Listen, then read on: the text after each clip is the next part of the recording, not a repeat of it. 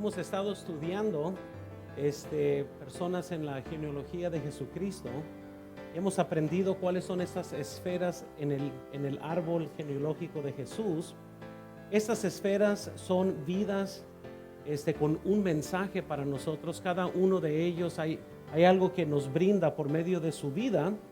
Y Dios es quien desea que nosotros sepamos quiénes son y qué aprendemos de ellos. Ahora, Él se asegura de que nosotros sepamos los secretos más sucios de tales personas para que usted y yo no perdamos esperanza, ¿verdad? Y no pensemos que para servir a Cristo necesitamos ser perfectos o nunca cometer un error.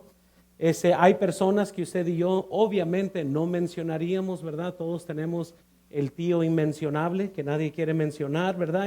Pero Jesús sí los menciona, y Jesús nos da sus nombres, y en la Biblia registra todas las cosas que sucedieron sin ocultar nada acerca de la vida de ellos, porque Él quiere asegurar que todos nosotros podamos aprender de ellos. Ahora, cada persona en esta genealogía entonces representa una esfera en este árbol, y estas esferas nos brindan un mensaje para nosotros. Ya vimos que hay esferas de esperanza. Y la esfera de esperanza la vimos por medio de Judá y Tamar. Una historia muy complicada, es como una telenovela o algo que íbamos a sacar de un programa de televisión. Problemas familiares, el suegro Judá no quería a su nuera Tamar, y parece ser que toda la familia tenía algo contra ella, porque cuando muere su esposo, el siguiente hermano de su esposo no quiso tener descendencia de ella. Entonces Dios lo mata por no ser leal a las órdenes de Dios, y luego vemos que de todas maneras el siguiente también muere, y simplemente Judá no quería que su último hijo muriera, entonces lo esconde y nunca se la da a Tamar. Entonces ella maquina una forma de cómo tener descendencia, se viste de una prostituta y llega a obtener un embarazo por medio de una relación con su suegro. Díganme que eso no es complicado, amén. Yo pienso que ni Hollywood podría inventarse algo así, ¿verdad? Entonces esto estuvo tremendo, muy bien. Entonces hay algo, y otra vez, y qué curioso, ¿verdad? Que aprendimos por medio de esta esfera la esperanza de que si Dios iba a usar una historia tan problemática para poder ser parte del linaje de Jesús, pues hay mucha esperanza para usted y para mí esta mañana. Vimos también la esfera de gracia, y esta esfera la vimos por medio de Ruth. Ruth era una moabita, y por medio de una desobediencia por parte de Noemí y Elimelech, que huyeron de la pandemia que ellos estaban enfrentando y se van a la tierra prohibida. Ahí hacen sus vidas, y sus hijos crecen y se casan. Luego muere el papá Elimelech, con el tiempo luego mueren los hijos, quedando Noemí y su nuera juntos. Y luego leímos cómo ellos regresan a casa, ambas sumamente derrotadas y con amargura por las situaciones de la vida que no resultaron como ellos pensaron. Tenían que vivir la vida como no debería de ser, conforme a su perspectiva. Pero por medio de este matrimonio que Ruth, ¿verdad?, consiguió con el hijo de Noemí, es que ella es insertada, al linaje judío de Jesucristo. Resulta que cuando muere su esposo, pues entonces hay un pariente cercano, y ese pariente cercano es Carlos Slim, amén, no, es Booz, ¿verdad? Y es un hombre muy rico, tenía mucho dinero, y Booz y Ruth se enamoran, y terminan teniendo hijos. Pero ¿cómo es que una mujer de un pueblo prohibido aparece en la genealogía de Jesucristo? Es por la gracia de Dios. Ruth necesitaba la gracia de Dios para ser salva, pero también vimos que Ruth necesitaba la gracia de Dios para poder lidiar con el dolor, con la amargura, con la decepción que vino por la muerte de su esposo. Y muchos podemos aprender que en esta Navidad quizás usted necesite la gracia de Dios para poder enfrentar cualquier circunstancia que usted esté enfrentando el día de hoy. Entonces, esta gracia es abundante, y cada uno de nosotros podemos experimentarla. Ruth termina entonces siendo la bisabuela de David. David es el personaje que hoy vamos a estudiar. Y por medio de la vida de David vamos a aprender la esfera de la fe y cómo esta fe puede cambiar nuestra Navidad. Entonces quizás el personaje que usted y yo quisiéramos mencionar siempre en Navidad sería David, porque todos estamos muy orgullosos de David, aunque no fue un hombre perfecto. Él también cometió sus errores y en una foto grande David mata a Goliat y luego había un Goliat que luego tumbó a David y ese se llama el adulterio. David es un hombre ordinario que se hizo extraordinario.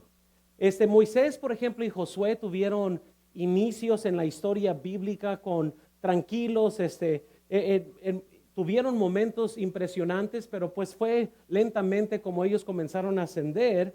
Pero David, vemos que él tuvo un progreso muy inesperado. Desde que conocemos de David en 1 Samuel 16, vemos que pues no era nadie que iba a sobresalir, ¿verdad? David fue el octavo y el menor de los hijos de Isaí, su padre. Vivían en Belén. Y David servía a su padre criando o cuidando de las ovejas de su padre o de su familia. Como Moisés, David aprendió lo que es ser paciente, ¿verdad? Para poder vivir la vida de pastor apacentando ovejas. Y su familia, aunque no lo crean, pues no lo valoraban tal como él era, o más bien como Dios lo veía a David. David no era la persona que usted y yo escogiéramos para que fuera el rey David que conocemos el día de hoy. Incluso cuando vemos el narrativo bíblico, viene Samuel el profeta, porque Dios le había dicho que fuera y ungiera el siguiente rey, ya que Samuel había desobedecido. Y se me hace interesante, y vean por favor en sus notas, incluso vayan a 1 Samuel, porque ahorita vamos a navegar ahí. Hay unos versículos que aparecen en sus notas, pero vamos a ver otros versículos adicionales en 1 de Samuel.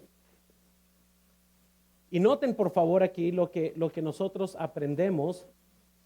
1 de Samuel 16.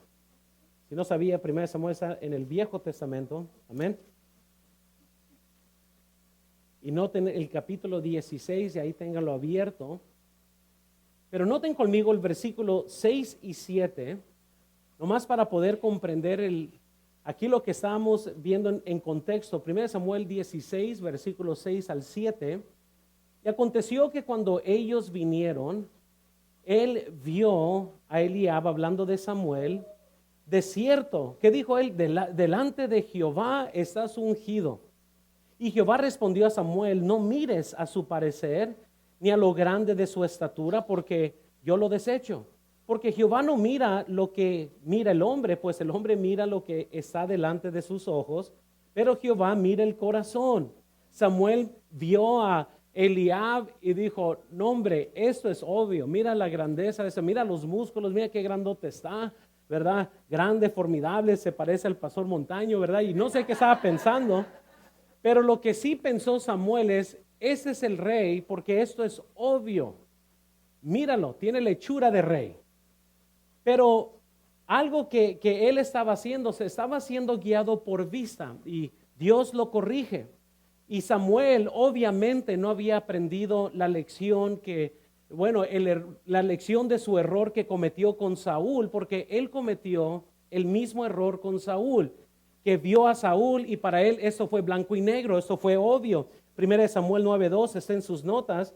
Y tenía un hijo que se llamaba Saúl, joven, hermoso, entre los hijos de Israel. No había otro más hermoso que él. Mi esposa muchas veces me dice mi Saúl, ¿verdad? Pero bueno, ¿verdad? Pero dice la Biblia de hombros, noten aquí la estatura de Saúl, de hombros arriba, sobrepasaba a cualquier del pueblo. Entonces en 1 de Samuel 10, cuando Samuel ve a Saúl, nos dice 1 de Samuel 10:23, entonces corriendo, y lo trajeron de ahí, y puesto en medio del pueblo desde los hombros arriba, era más alto que todo el pueblo. Y Samuel dijo a todo pueblo: ¿habéis visto al que ha elegido Jehová? que no hay semejante a él en todo el pueblo? Entonces el pueblo clamó con alegría diciendo, viva el rey. Qué curioso cómo nosotros los seres humanos somos tan fácilmente persuadidos por lo que vemos y por lo que percibimos, y podemos estar tan mal en lo que nosotros estamos percibiendo. Tan insignificante era David entonces, que cuando viene el profeta, en realidad pues nunca se imaginó el profeta que había otro joven allá pastoreando. Él ve a Eliab y dice lo mismo que se imaginó con Saúl, él tiene que ser. Pero tan insignificante era David, noten aquí, que cuando llega el profeta, ni su padre lo llama a la junta. ¿Cómo te sintieras? Nomás el mensaje que el padre está dando. Viene Samuel, Dios me dijo que uno de tus hijos va a ser rey. ¿Y qué hace el padre? Trae a todos menos a David, porque seguramente David no es. Nomás quiero que lo vean de esta forma. Yo si fuera David, le dije a mi papá, oye, ¿qué está pasando aquí? ¿Qué ondas? ¿Por qué no me llamaste? ¿Verdad? ¿Qué está pasando? Pero era tan ordinario, quiero que tengan esto en sus mentes, que aún su propio padre ni le llamó a la junta para que Samuel lo observara. Hasta que Samuel le dijo, oye, son todos estos tus hijos, porque es obvio que ninguno de ellos es, porque Dios me ha dicho que yo estoy mal en la forma que percibo. Pero noten algo aquí, curiosamente, como forma de principio. Noten que Dios llama a las personas que están ocupadas, no a las personas que están buscando formas de evitar responsabilidad. Aquí está David fielmente pastoreando ovejas y él está fiel. El rey de Israel, Saúl, se encuentra en este mismo momento escondiéndose de sus enemigos, mientras que David está pastoreando ovejas. Pero les vuelvo a decir, David era un hombre ordinario. Incluso quiero que vean, por favor, es fácil dejar de darnos cuenta que David era una persona común, especialmente si comenzamos algunos de los, si conocemos, algunos de los eventos extraordinarios de su vida. Nosotros vamos a pensar, no hombre, para ser un mata gigantes, seguramente tienes que tener cierto físico, tienes que tener cierta habilidad y tienes que tener cierta hechura, vas a ser extraordinario de naturaleza, pero no hay nada así en la vida de David. Incluso noten cómo puede el David que escribió la mayoría de los salmos y que derribó a Goliat ser un hombre común, ¿verdad? Quizás usted se pregunte, no, él no puede ser como yo, él tiene que ser alguien extraordinario. Pero no es el estándar del cual vamos a medir a todos los reyes que siguen. No va a ser él el pináculo extraordinario en el cual vamos a jugar todos los reyes, y la respuesta es no. Incluso noten, la vida de David ciertamente no fue ordinaria, pero no debido a ninguna grandeza en sí mismo. Y quiero que lo piensen bien, porque yo sé que muchos quizás estén viviendo en derrota, y el diablo te está convenciendo que es porque no eres como alguien más, o es porque no eres como David, o es porque no eres como otra persona. Pero toda la grandeza que vemos en la vida de David no era por una grandeza en sí mismo. Incluso noten, los grandes aspectos de la vida de David son todos el resultado del Espíritu Santo de Dios. Amén. Todos son el resultado del Espíritu Santo. Incluso algunas de las escenas más magníficas de su vida lo pintan como un hombre común. ¿En qué aspecto? Noten, desafía a Goliat a una pelea, pero solo porque su padre lo envía a la batalla con almuerzos para sus hermanos mayores. Imagínense toda la historia de David y Goliat. No era como que Isaí se levantó en la mañana y dijo, fíjate David, que tú eres un hombre fuerte y grande, tú vas a ser rey, y como vas a ser rey te voy a enviar a la guerra, porque esta batalla no se va a ganar sin ti. No, ve y llévale estos quesos a tus hermanos. Y quiero que noten que el desprecio y el menosprecio de David fue de tal que aún después que Samuel lo unge, su padre lo mantiene pastoreando ovejas. O sea, ni le dio lugar de que, sabes que pues vete a guerra si tú vas a ser el siguiente rey, para que ya comiences a aprender. Nada de esto. Noten por favor, escribe hablando de David, escribe docenas de salmos, pero solo porque tiene tiempo libre mientras está sentado en un prado o escondido en cuevas. Muchos de los salmos que él escribió, los escribió mientras que gente lo perseguía. Nomás lea salmos. Amén. Entonces David se volvió extraordinario, pero no debemos olvidar que todos los eventos extraordinarios de su vida ocurrieron a pesar de que él era un hombre ordinario. A pesar de David se vuelve un hombre extraordinario, pero no porque él en sí era extraordinario, era porque Dios es extraordinario por medio de él. Vean, David tuvo acceso al poder de un Dios extraordinario porque no pensó que fuera extraordinario en sí mismo. Y saben que quizás muchos de nuestros problemas desaparecieran si reconociéramos que la respuesta no está en mí y no está dentro de mí, sino que se encuentra en Dios. Incluso noten, esto contrasta fuertemente con Saúl, quien estaba completamente convencido de su propia grandeza. Una locura que alejó al Espíritu de Dios de él y lo hizo caer de regreso a la tierra. Y déjales digo por qué, porque Saúl como confiaba tanto en sí mismo, al final de cuentas eso fue lo que llevó a su derrota. Nuestro trabajo, hermanos, aquí en este mundo no es sentirnos como campeones. Usted y yo en realidad no somos nadie. Y en nuestra generación existe más Saúles que Davides. Y la mayor parte del cristianismo de hoy están cristianizando estas mentiras. Se predican continuamente enseñanzas falsas como eres especial, eres único, nadie como tú, eres como un copo de nieve, y ahí puedo darles la lista de un montón de cosas que son dichas en el aspecto para hacerte sentir que eres alguien.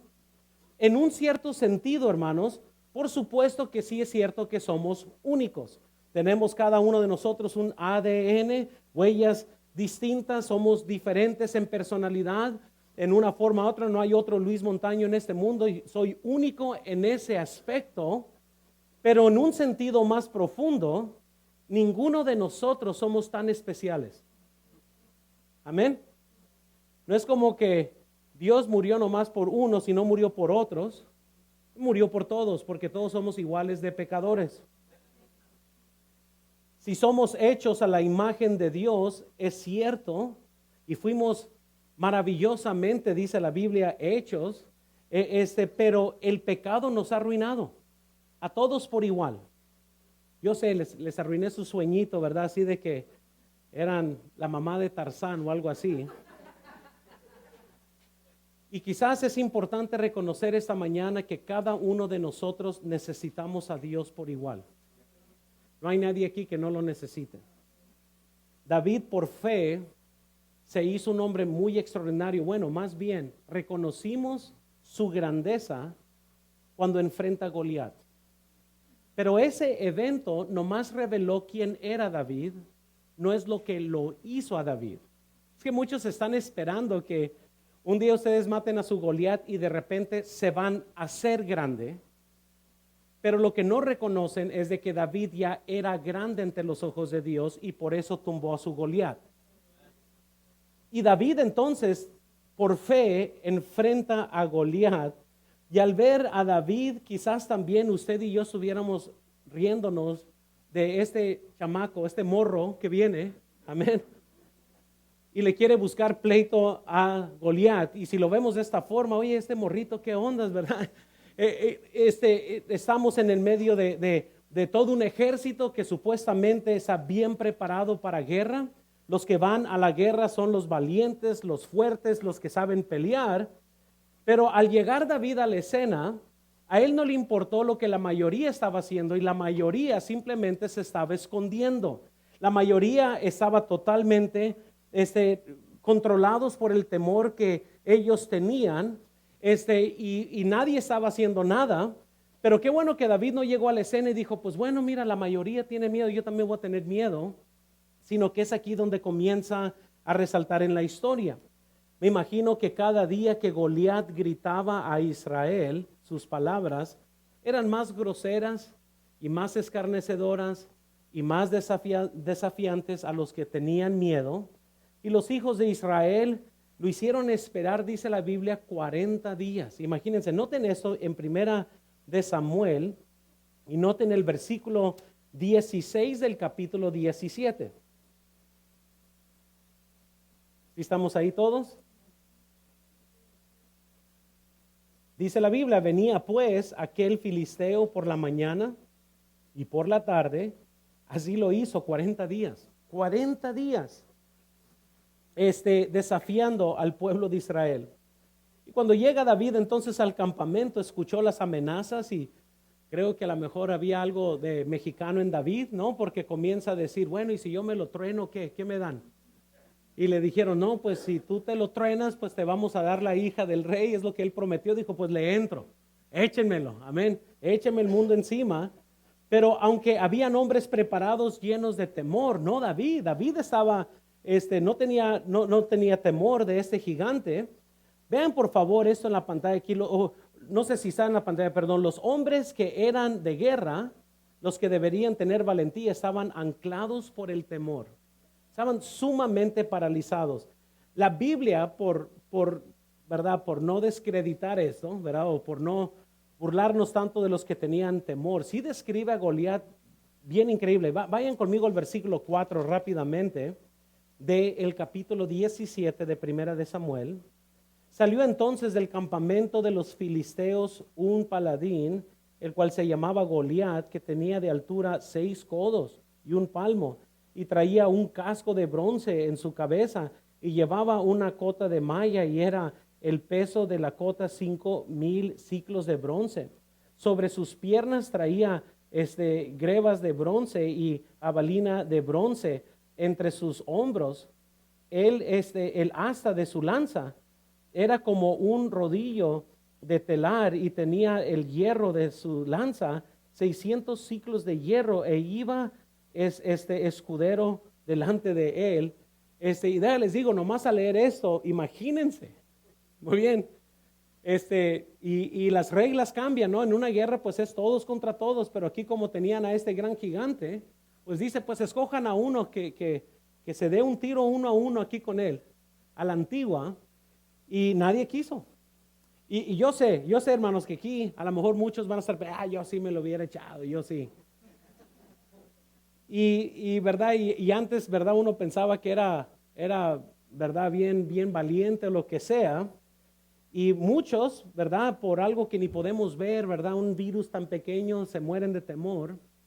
Seguramente no iban a tener la valentía de enfrentar a un Goliat que está enfrente de uno con esa descripción. Quisiera también pensar que yo sí le entrara, pero quién sabe, amén. Así como lo describe la Biblia, no sé, ¿verdad? A lo mejor viera hacia atrás y dijera, pues bueno, a ver cómo me va, ¿verdad? Pero noten por favor esto, y todos vamos a estar de acuerdo con esto. Noten, el miedo siempre causará que nos paralicemos. Siempre. El miedo siempre nos va a causar que nos paralicemos. El versículo 24, noten rápidamente, de 1 Samuel 17. Primera de Samuel 17, 24. ¿Estamos todos ahí?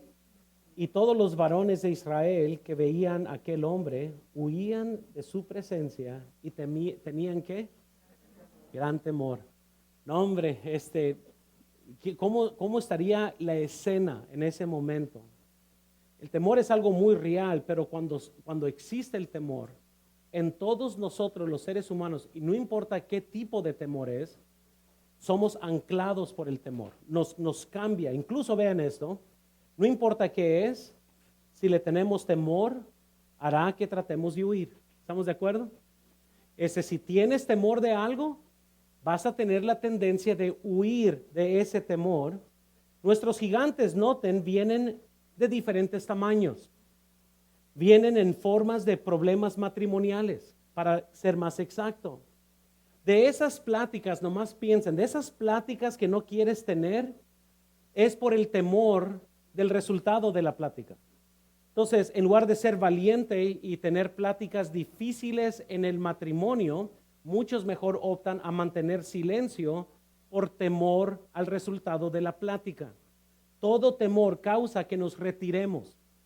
Y cuando hay cosas que se tienen que arreglar, en lugar de arreglarlas nos da miedo preguntar por tener temor a la respuesta. Y por temor se esconden de la plática, solo para ser vencidos o para debilitar y afectar el matrimonio por tener temor a tener una plática matrimonial. Incluso también noten, vienen en formas de decisiones que tienes que tomar. Hay muchos jóvenes que vivirán su vida como ninis por tener temor a tener que tomar una decisión de qué carrera, qué negocio, qué compromiso, el riesgo y muchas de estas cosas como dan temor, uno en lugar de tomar la decisión, huyen de estas cosas. Es como el otro año trabajo, el otro año me caso, el otro año a ver si comienzo una relación, el otro año a ver si voy a la escuela. Es que lo que muchos de los jóvenes de hoy están reconociendo es que crecer es muy temeroso. Y más para esta generación, que no se les enseñó a trabajar, que se sienten que merecen todo el mundo en la mano.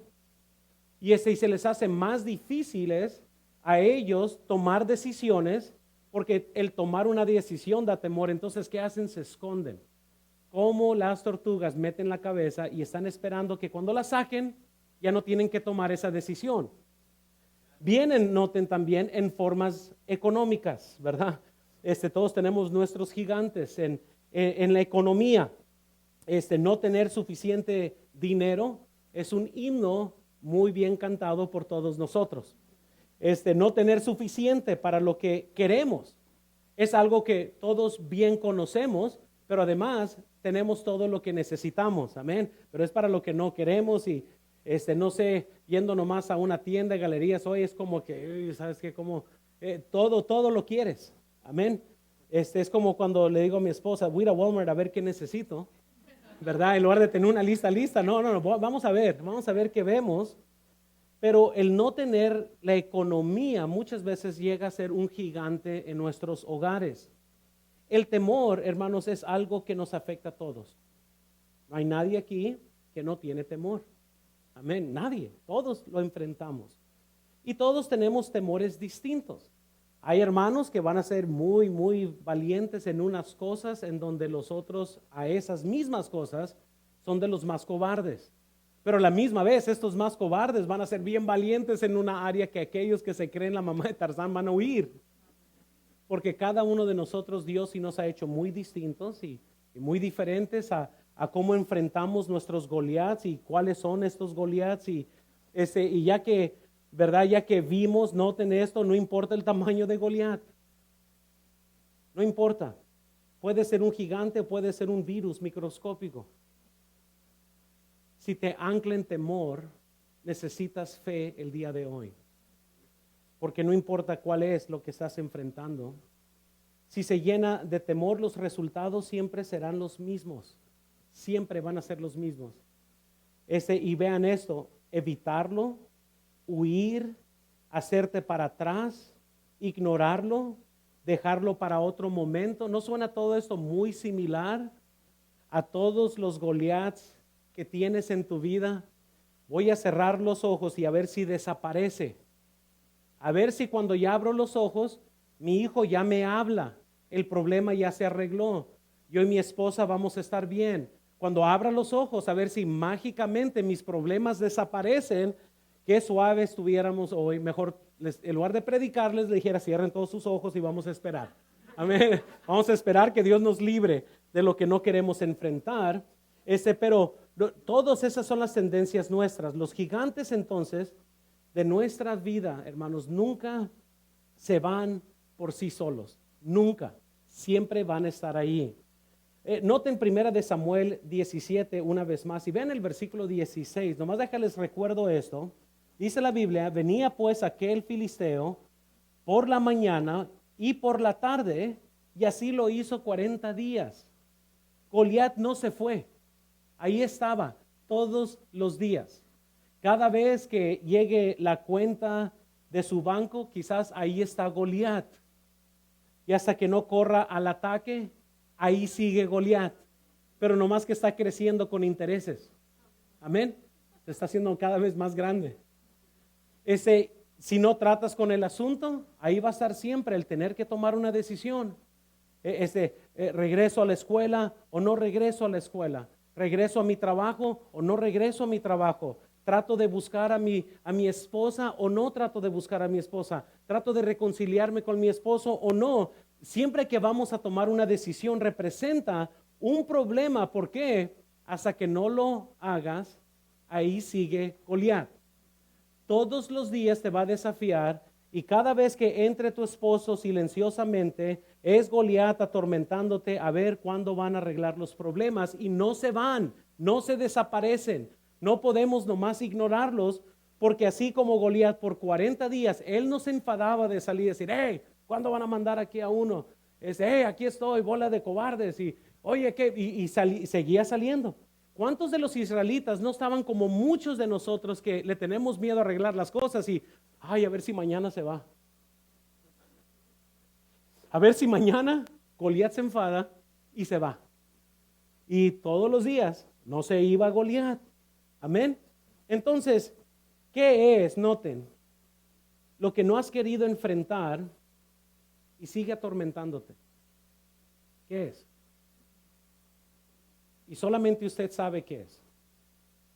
Porque como les digo, es muy diferente para nosotros. ¿Qué es? ¿Qué es lo que todos los días escuchas su grito?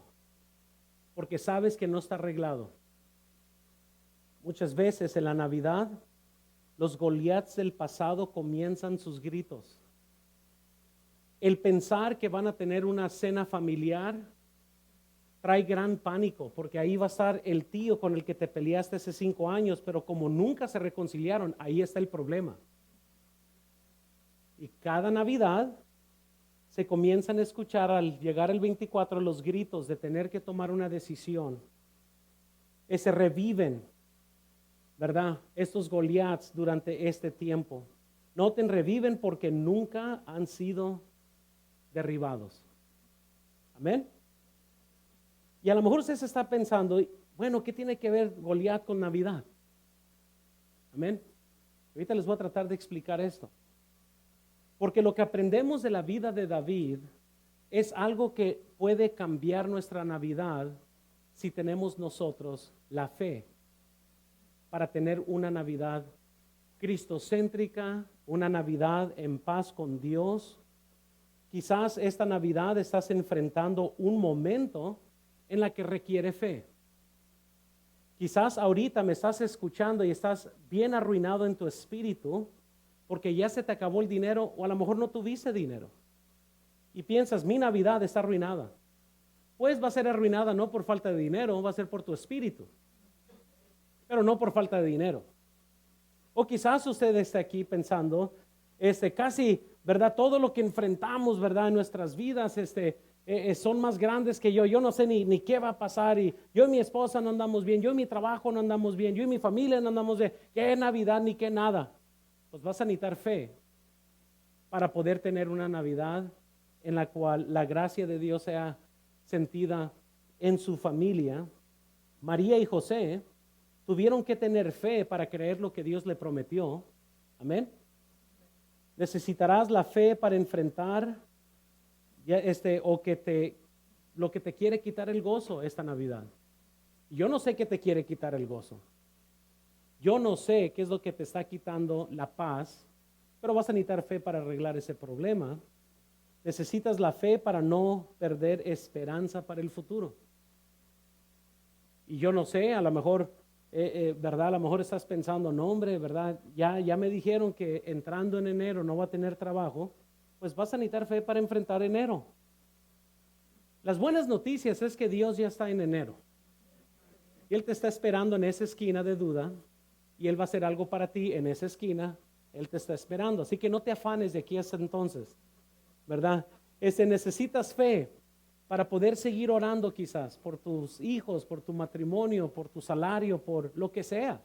vas a necesitar fe para seguir orando. Entonces quiero ver 4 principios hoy de cómo la fe en realidad nos ayuda, nos va a ayudar esta Navidad y qué es lo que podemos aprender de la vida de David. Y quiero darles el primer principio. Noten número 1, por favor. Nunca menosprecies el potencial de lo ordinario. Nunca menosprecies el potencial de lo ordinario. David era ordinario de un pueblo pequeño que se llama Belén, ordinario. Amén. Es como que alguien te diga, fíjate que yo soy de San Pedro. Nací en San Pedro, pues es un pueblito, ¿no? O sea, nadie pensaría, oh, wow, de San Pedro. Incluso, a menos que sean de Sonora, dudo que gente conozca de San Pedro. Gente va a conocer la Ciudad de México, gente va a conocer quizás Hermosillo porque es la capital. Pero, ¿verdad? Si se encuentra en Tabasco, allá con alguien, y dice, yo nací en San Pedro, nací en San Pedro, pues ¿qué es San Pedro? Nadie lo va a tener bien localizado. Y imagínense, Belén también era un pedacito de pueblito, y de ahí es el rey David. Él era pastor de ovejas, muy ordinario, no había nada extraordinario de él. ¿Y tú qué haces? Pues cuido vacas, alguien, no era de una profesión increíble. No era como que nosotros lo conociéramos como el copero del rey o una posición política alta. Él nomás pastoreaba ovejas. Aun cuando Samuel lo unge como rey, su papá lo manda de regreso a las ovejas. Cuando llega, recuerdan, David a pelear, ¿quiénes los primeros que lo callaron, lo trataron de callar? Sus hermanos. ¿Y tú qué te crees? Nomás vienes a ver aquí la pelea, tú te crees muy rey y que eso y lo otro. Yo pienso que los hermanos le tenían celos a David y salieron cuando David llega. Pero les pudiera recordar esto, Jesús nació en un lugar muy ordinario que se llama Belén, en un pueblo pequeño, o sea, insignificante. Él nació a una familia muy ordinaria, pobre, con padres como María y José. José era un carpintero. Nada especial de eso. Nada poderoso en el hecho de que nació en un pesebre, ¿verdad? Y todos tienen historias de cómo nacieron y dónde nacieron. Ya nuestra generación, pues todos nacimos en hospitales, pero mis padres me contaban historias de primos que nacieron en sus casas y cosas en carros y, ¿verdad? Y todo ese tipo de situaciones. Pero noten, aquí Jesús nació en un pesebre. Imagínense en pláticas normales con los fariseos, cuando gente compartía a lo mejor de dónde eres, pues yo soy de Belén, así, y naciste en el mesón. No, fíjate que no, yo nací en un pesebre.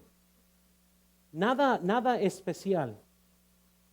De una familia pobre, fácilmente puede ser muy despreciado Jesús, porque su inicio fue un inicio humilde, ordinario. Nadie se imaginó que Dios había nacido en carne cuando nació en Belén, porque seguramente el mundo no le dio la bienvenida a Jesús como él merecía. Entonces nunca menosprecies lo ordinario. Y quizás usted ve su vida y dice, pastor, yo no soy nadie, mi familia es un desastre, yo ni conozco mis padres, yo la verdad, mis padres me despreciaron y me regalaron, y yo no tuve padre, yo no tuve madre. Y a lo mejor piensas, mi inicio es muy ordinario, muy insignificante. No menosprecies lo ordinario y lo menospreciado. Dios puede hacer grandes cosas, así como lo hizo con David y así como lo hizo con Jesucristo, que nació y nadie lo tomó en cuenta. Fue totalmente ignorado. Pero noten segundo, por favor, puede existir una voz que te aplasta en esta Navidad.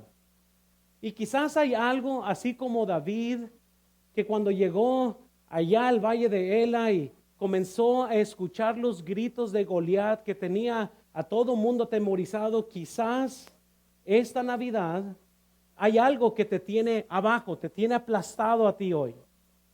Te ha quitado el gozo y la paz. Para Israel era el grito de Goliat, ese que los hacía temblar, Por 40 días estaban temblando. La voz de Herodes trató de detener al Mesías. Él dio el mando para que se mataran a los niños y Herodes, muy como Goliat, estaba tratando de usar todo su poder para detener a la Navidad.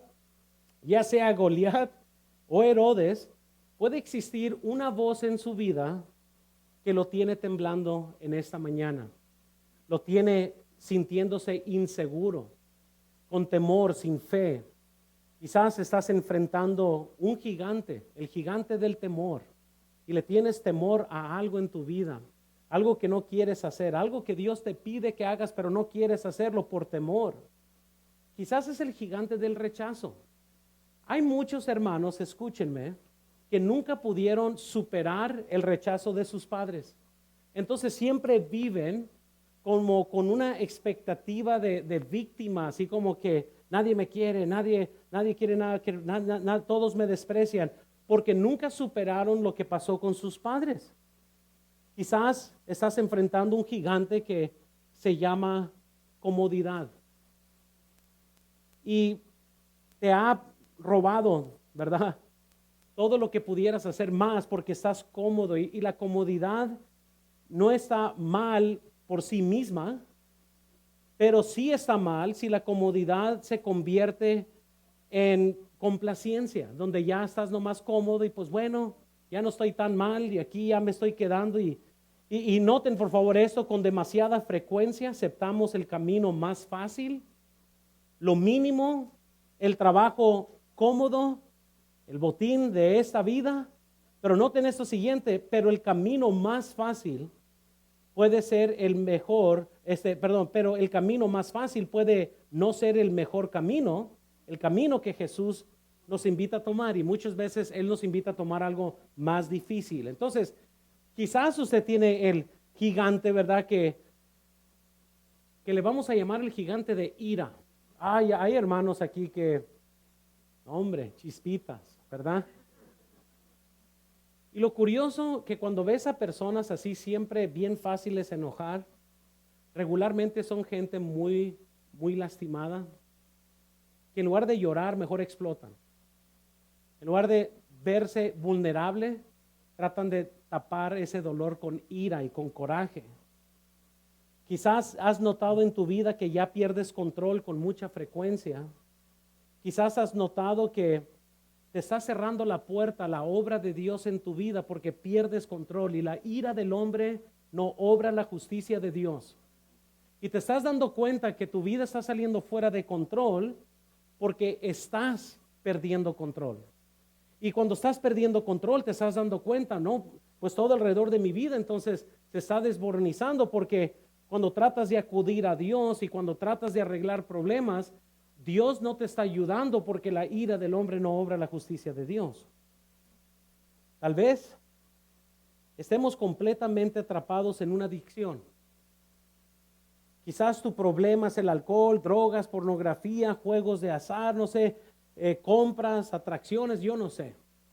Pero esto te mantiene esclavizado y temblando ¿verdad? Y a lo mejor eso te mantiene atado y nos sentimos víctimas, ¿verdad? De a lo mejor que estamos saliendo fuera de control en estas cosas. Yo no sé, hermanos, qué esté enfrentando en este momento. Yo no sé, a lo mejor ya hasta te estás diciendo la mentira, pues bueno, así soy yo. Y tu vida se te está desmoronando, pero la excusa, la cereza de tu pastel es, pues así soy. Pues muérete entonces. Pues ¿qué más? Llego a descubrir que esa es la excusa de toda persona que simplemente no quiere la ayuda de Dios. Porque cuando dicen, pues así soy yo, es como diciendo, pues ni modo, aguántame. Y pues que te aguante alguien más. Porque nadie en esta vida nomás así te va a aguantar por aguantar. Y gente se escuda. Y estoy hablando de personas que tienen una vida de problemas. Y lo mejor que pueden decir es, pues así soy. Pues ¿qué vas a decir? Pues así eres, ni modo. Pues entonces vive felizmente que estás comiendo del fruto que por lo que eres sigues creando en tu vida. Noten esto, por favor. Cualquier gigante con el que está luchando hoy puede ser grande, pero no es más grande que Jesús. Y eso es muy importante que hoy tengamos en mente. Nadie es más grande que Jesús. Entonces tenemos que comprender primero que no debemos de menospreciar lo ordinario. Puede existir hoy una voz que estás escuchando que te está aplastando esta Navidad, pero noten tercero, por favor. Puedes experimentar un cambio de ser aplastado a poder aplastar. Y quiero que noten aquí el giro de la historia de David, porque increíblemente David es un muchacho ordinario, joven, menospreciado por todos. Su papá no lo tiene en cuenta cuando llega el profeta. El profeta, al verlo, pues lo menosprecia porque piensa que Eliab, él tiene la hechura de rey. Sus hermanos, cuando escuchan de su venida a la guerra, lo menosprecian.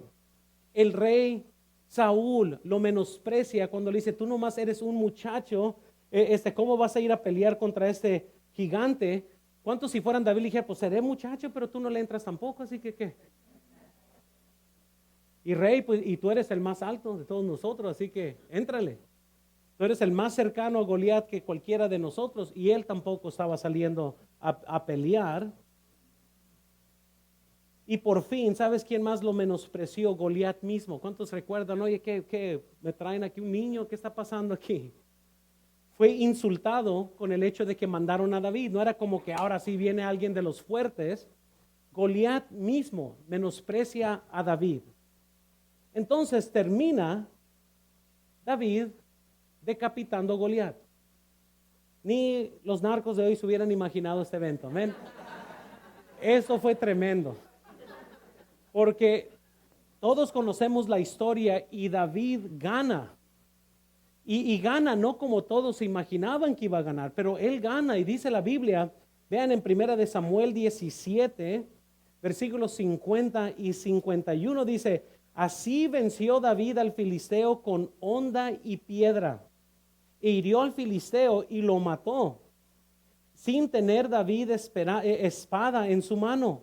Entonces corrió David y se puso sobre el filisteo, y tomando la espada de él y sacándola de su vaina, lo acabó de matar y le cortó con ella la cabeza. Y cuando los filisteos vieron a sus paladín muerto, ¿qué hicieron ellos? Ahora, ¿quién tenía miedo? Ahora ellos, ¿verdad? Al principio detrás de Goliat, a ver, ¿dónde están? Y ahora corren. Pero noten esto, hermanos, David se puso sobre el filisteo. Literalmente se paró encima de él para cortarle la cabeza. El que había sido aplastado, aplastó. Y noten, hermanos, que sí es cierto que Jesús tuvo un inicio muy humilde en un pesebre. Él tuvo un inicio muy pobre, muy menospreciado. Todo el mundo estaba muy ocupado para darse cuenta que el Mesías había nacido. Pero entonces noten cómo el rey del mundo iba a nacer en un pesebre. ¿Cómo sería posible que no había campo para él? Amén. ¿Por qué nació a una familia pobre? ¿Por qué huye de Herodes y no lo mata al instante cuando hace sus amenazas? Pues es Dios. Amén. Aún de bebé podría nomás abrir y cerrar un ojo y muere Herodes. Noten, Dios decidió por amor a nosotros ser aplastado por un tiempo. Filipenses 2:6, la Biblia nos dice, el cual siendo en forma de Dios, no estimó el ser igual a Dios como cosa que aferrarse, sino que se despojó a sí mismo tomando forma de siervo, hecho semejante ¿a quién? Y noten aquí, el rey del universo parece ser al principio que es aplastado por el mismo hombre. Aquel que nació, noten, en pesebre, muere en una cruz. En el acto más amoroso de este mundo, gente escarneció a Jesús mientras que lo hacía. Comienzan a burlarse de él. Literalmente fue aplastado, fue inmolado por nosotros. Y todo eso lo hizo Jesús para poder aplastar el poder del diablo en la vida de nosotros. Jesús destruyó, hermanos, la obra del pecado cuando Él murió en la cruz. Incluso la Biblia profetiza de este momento cuando Dios iba a aplastar, hermanos, el pecado. Dice en Génesis 3:15, noten, y pondré enemistad entre ti y la mujer, y entre tu simiente y la simiente suya. Este te irá en la cabeza y tú le herirás en el calcañar. Y les digo algo, hermanos, aquí todo esto lo aguantó Jesús. Inició con un inicio humilde, pobre, con muchas carencias, para un día aplastar, destruir. El inicio entonces inició en la cruz cuando aplastó por primera vez al diablo. Juan 12:31, noten, ahora es el juicio de este mundo. Dice, y ahora el príncipe de este mundo será echado fuera. Amén. Y ya les digo, en la cruz, hermanos, hubo su primer momento cuando aplastó la cabeza de la serpiente. Pero su final será en Apocalipsis, donde la Biblia nos dice, en Apocalipsis 1, versículo del 20, del versículo 1 al 4, dice, vi a un ángel que descendía del cielo con la llave del abismo y un gran cadena en la mano, y prendió al dragón, la serpiente antigua, que es el diablo y Satanás, y lo ató por 1000 años, y lo arrojó al abismo, y lo encerró y puso su sello sobre él, para que no engañase más a las naciones hasta que fuese cumplidos 1000 años, y después de esto, deber ser desatado por un poco de tiempo. Les quiero decir esto, hermanos, y no se les olvide, menospreciamos el pesebre, pero fue para que un día pudiera morir por usted y por mí, para poder pagar el precio de nuestro pecado. Entonces noten, quien se iba a imaginar en un joven mataría a un gigante. ¿Quién? Nadie. Igual, ¿quién se imaginaría que un bebé nacido en un pesebre infundiera tanto temor que la gente prefería muerte que verlo? Allá en Apocalipsis 6, cuando aparece el día del Señor, comenzaron a gritar los humanos, piedras caigan sobre nosotros, que ha aparecido el Hijo de Dios en los aires. Déjales digo, este niño en el pesebre no es niño. Es un Dios que viene con ojos de flama con flama en sus ojos, que infunde tanto temor que la gente prefiere morir que estar en su presencia. Y les quiero decir, nunca menosprecien lo ordinario. Nunca menosprecien lo que Dios puede hacer por medio de nuestras vidas. Quizás hay una voz en esta Navidad que te atormenta, hay recuerdos, quizás hay cosas dolorosas, quizás hubo un divorcio y ahora vas a estar solo, hubo una muerte y ahora no va a estar el familiar, y quizás necesitas tratar con este Goliat que te atormenta cada vez que escuchas su voz, pero puedes experimentar el sentir aplaste, no sé si se dice así, a poder ser victorioso y aplastar una vez por todas a tu gigante.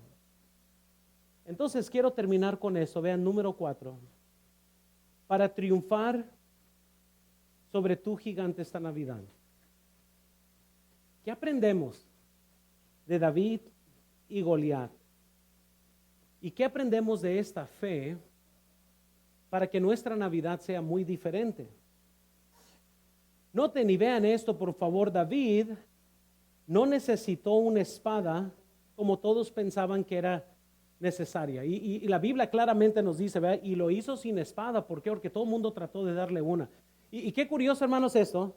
Muchas veces enfrentamos problemas y el mundo te da todas sus herramientas porque piensan que es así que se arregla su problema. Y su problema no se va a arreglar con más inmoralidad, no se va a arreglar con más Netflix, no se va a arreglar con más novios, hombres. Miles de mujeres no van a quitar el vacío que tienes en tu corazón. El mundo tiene la forma de darnos espadas innecesarias para poder tumbar nuestros Goliaths. Y David usó una onda, la Biblia nos dice, usó una piedra. ¿Quién se iba a imaginar? Como si vas a pelear y sale un niño ahí con una resoltera. A ver, vente para acá. Una resoltera. Así salió David. Pero en realidad el secreto se encontraba en Dios. Y vas a salir como quieras salir a la batalla, pero si no tienes Dios contigo, podrías tener una bomba nuclear y vas a perder. Dios tiene que estar con nosotros. Entonces quiero que veamos por favor primero, y vean esto en sus notas, la grandeza de David se vio antes que matar a Goliat. Y yo sé que para nosotros pensaríamos, no hombre, pues fue ese evento. No, quién era David era más importante que lo que él hizo. Y muchos podrían pensar que la grandeza de David era cuando mató a Goliat, pero no, ese fue el momento que descubrimos su grandeza. No por lo que él había hecho, sino por quién estaba en su corazón y quién es el que obraba en medio del. 1 Samuel 16:7 dice, y Jehová respondió a Samuel, no mires a su parecer, ni a lo grande de su estatura, porque yo desecho. Porque Jehová no mira lo que mira el hombre, pues el hombre mira lo que está delante de sus ojos, pero Jehová mira, ¿qué dice? El corazón. Y ya lo que David era en su corazón era extraordinario. No porque había matado su corazón, porque había un corazón puro en él y él tenía un corazón conforme a Dios. Y hermanos, y noten por favor, porque David era ordinario, Dios pudo hacer algo extraordinario por medio de él. Porque su corazón, era la calidad de su corazón que le dio la victoria. Y saben, hermanos, por qué muchas veces nos siguen nuestros problemas. Porque quizás puedes cambiar algo externamente, pero nunca cambias el corazón, que es tu problema principal. Y puedes cambiar de iglesias, puedes cambiar de amigos, puedes cambiar de familia, puedes hasta cambiar de cónyuge. Pero tarde o temprano, tu gigante te alcanza. Porque la grandeza no se va a descubrir cuando cambias tu ambiente. Es cuando en realidad de corazón eres lo que Dios quiere que seas. Y luego comienza Dios a obrar de una forma extraordinaria. Entonces, noten, vemos que la grandeza de David se vio antes que mató a Goliat. Pero noten segundo, por favor, la grandeza suya puede venir de dos formas. La grandeza suya puede venir de dos formas. La primera forma, quiero que vean primero, Dios puede darte el poder para vencer.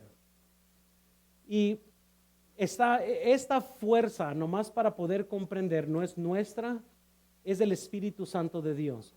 La Biblia nos dice en Zacarías 4:6, entonces respondió y me habló diciendo estas palabras a Jehová, a Zorobabel, que dice, no con ejército, ni con fuerza, sino con mi espíritu, ha dicho, ¿qué dice?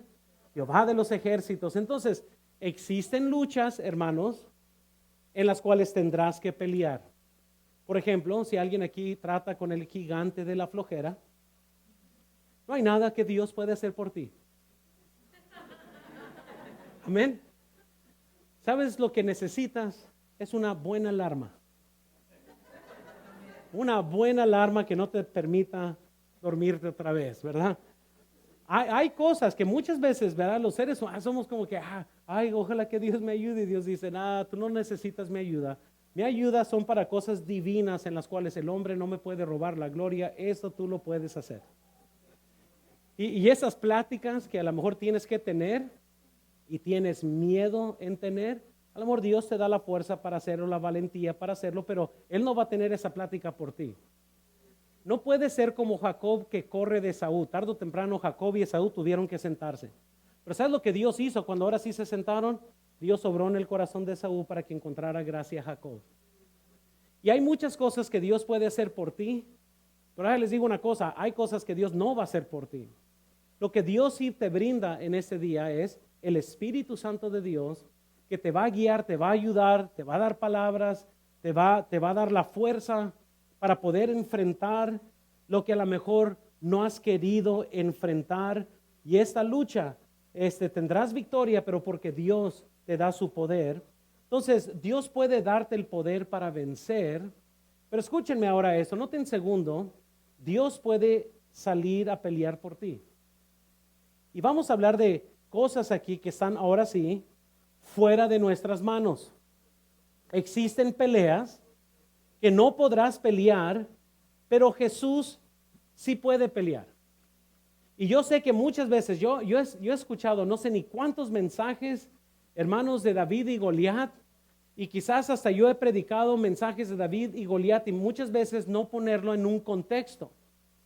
Y es más, cuando se termina el mensaje, usted y yo pensamos, yo soy David, écheme encima a Goliat. Ahora sí voy a salir y voy a derribar a cada Goliat que existe en mi vida. Y nos imaginamos esta historia como usted con una onda en la mano y va hacia su gigante, cualquiera que sea. Y ahora sí, si nomás necesito más valentía, más fuerza, a lo mejor son las piedras lo que necesito, a lo mejor es la onda correcta, de la marca correcta. Y a lo mejor uno piensa en estas cosas. Pero hay gigantes que usted sabe que nunca vas a derribar. Y quiero que me escuchen este aspecto, porque no quiero desanimar a alguien y decir, pues bueno, entonces voy a morir así, entonces no. Quiero que vean esto, pero en realidad usted y yo sabemos que muchas veces somos como los soldados de Israel. Y si somos muy sinceros, no somos como David, nosotros estamos allá en una esquina ni queriendo ver hacia arriba porque tenemos miedo del gigante que nos espera. Estamos llenos de miedo. Muchas veces noten en la pantalla paralizados. A lo mejor te encuentras paralizado, no sabes ni qué hacer, no puedes ni dormir de tan grande que está este gigante en tu vida. Y noten, si ese es su caso, Jesús es David en la historia de David y Goliat. Y si eso es el caso tuyo, donde estás enfrentando algo, donde necesitas divina intervención. En esta historia de David y Goliat, Jesús es nuestro David. Jesús es el mata gigantes. Él es el que derriba todo gigante. No eres David, yo no soy David. Jesús es David. Amén. Y noten aquí, hermanos, Jesús pelea las batallas y déjales digo, mientras que hay cosas que Dios no va a hacer, cuando vamos allá a Proverbios, ¿cómo se llama? El jardín ahí del perezoso se derribó. ¿Por qué? Porque Dios no iba a aparecer a quitar la hierba mala. El perezoso cruzaba sus brazos y dormía y pues se la pasaba a gusto y su viña se vino abajo. Amén, porque así es lo que Dios va a hacer. Te levantas tarde, llegas siempre tarde a tu trabajo, te van a correr y Dios va a estar en el cielo diciendo, qué bueno que te corrieron. Muy bien, nada de eso. Hay cosas de carácter que son suyas. Aquí estamos hablando de que eso es algo que literalmente, a lo mejor estás enfrentando algo donde sí necesitas intervención divina. Quizás, ¿verdad? Tu esposa, tu esposo ya te amenazó y te dijo, ahora sí ya te voy a dejar y parece que las cosas están en serio. ¿Saben quién es la única persona que puede obrar en corazones? Es Dios. Ya no hay nada que usted puede hacer muchas veces. Hay cosas que solamente están en sus manos y hermanos, y aquí entonces en nuestra historia vemos que Jesús pelea por nosotros, el gigante que a lo mejor nosotros no pudiéramos derribar. Jesús, noten, mira fijamente la cara de probabilidades imposibles. Jesús no te toma su onda, Jesús elige 5 piedras lisas, Jesús apunta al gigante. El gigante cae por obra de Jesús. Podemos todos aprender a caminar más confiadamente, eso sí, y podemos aprender de David, caminar más confiadamente en nuestra fe, eso sí. La fe nos ayuda a creer las promesas de Dios, claro que sí. Pero noten, por favor, la fe siempre tiene 2 partes. ¿Y cuáles son esas 2 partes? Obediencia nuestra y obra divina por parte de Dios. Fe, hermanos, no es una fe en la cual usted se sienta esperando, cruzando sus dedos con la buena suerte a ver si algo cambia. Eso no es fe. Todo acto de fe en la Biblia es un acto de acción, algo que se tiene que hacer. La fe entonces siempre tiene 2 partes. Y recuerden eso, es la obediencia y el acto de Dios. Recuerden bien esto. La Escritura, vean, nunca apunta nuestras habilidades como la clave de toda victoria. Nunca. Nunca vemos, y porque David era fuerte, tumbó a Goliat. Amén. Sino que nos hace claro, y no lo hizo con espada, y no lo hizo como nosotros pensaríamos que él iba a ganar la batalla, sino que noten, sino que apuntan a lo que Dios puede hacer por nosotros. Y no sé, hermanos, qué te mantiene despierto en la noche. No sé qué es lo que trabaja en tu corazón cuando cantamos, oh santísimo, felicísimo, como que eso te roba un poco el canto. No sé qué lucha te esté venciendo el día de hoy. Pero sí dice la Biblia en Hebreos 12:1, versículo 2, puestos los ojos en Jesús, el autor y consumador de la fe, el cual por el gozo puesto delante de él sufrió la cruz, menospreciando el oprobio, y se sentó a la diestra del trono de Dios. La Biblia nos dice, pon tus ojos en Jesús. En Éxodo 14:14 la Biblia dice, Jehová peleará, ¿por quién? Por vosotros. Y vosotros estaréis, ¿qué? En segunda de Crónicas 20:17 dice, no habrá para que peleéis vosotros en este caso. Parados, estar quietos y ve la salvación de Jehová con vosotros, oh Judá y Jerusalén. No temáis ni desmayáis, salid mañana contra ellos, porque Jehová, ¿qué dice? Será con vosotros. Deuteronomio 3:22. No los temáis, porque Jehová vuestro Dios, Él es que pelea, ¿qué dice? Por vosotros. Salmos 34:17. Claman los justos a Jehová y Jehová oye. Claman los justos, y Jehová oye. Y los libra, ¿qué dice? Ya vamos a terminar. Vean esto. Habrá pelea o peleas en las cuales tendrás que ser David, sin duda. Hay muchas que tú eres David. Y necesitas echarle ganas, necesitas esta mañana pedir poder, necesitas levantarte y ir y tener esa plática, tener esa conversación, sentar a tus hijos, sentar a tu cónyuge, hablar con el patrón, yo no sé, donde necesites fuerza. Pero noten, pero habrán otras donde vas a necesitar un David. Y tú te vas a encontrar arrinconado, sentado, sin forma de cómo responder a lo que te amenaza. Te sientes esclavizado, te sientes sin fuerzas, te sientes que no puedes. Las buenas noticias es, tú nomás pide y viene David con su onda y vas a poder ver cómo Jesús comienza a tratar con este Goliat en tu vida. Ahorita en el altar pusimos ya las esferas aquí en el piso. Yo no sé cuántas se han llevado, yo no sé quién, pero la verdad esta Navidad quizás necesites una esfera que te recuerde que necesitas fe. No sé cómo vamos a terminar diciembre, pero a lo mejor necesitas fe. No sé si necesitas tener una plática y cuando pongas esto en el árbol recuerda, porque Goliat se va a escuchar sus voces y vas a necesitar fe. Quizás es esperanza, a lo mejor esa fue la que más necesitabas, quizás fue gracia, a lo mejor necesitas gracia, pero a lo mejor muchos necesitan fe, porque hay un gigante, y ya sea que necesites un David, o tú tienes que ser David. Yo no sé cuál es el caso de cada uno de nosotros, pero si Dios obró en tu corazón, la mejor forma de iniciar cualquier cosa es pidiendo la presencia de Dios en nuestras vidas. Porque si Él está con nosotros, entonces ¿quién contra nosotros? Pero si Él no está contigo en la batalla, no importa qué tan elegante seas, no importa cuánto dinero tengas, no importa qué pienses que te trae fuerza, vas a perder la batalla. Muchos necesitamos fe en esta Navidad. Vamos a orar, Señor. Yo te pido, por favor, que obres en cada corazón.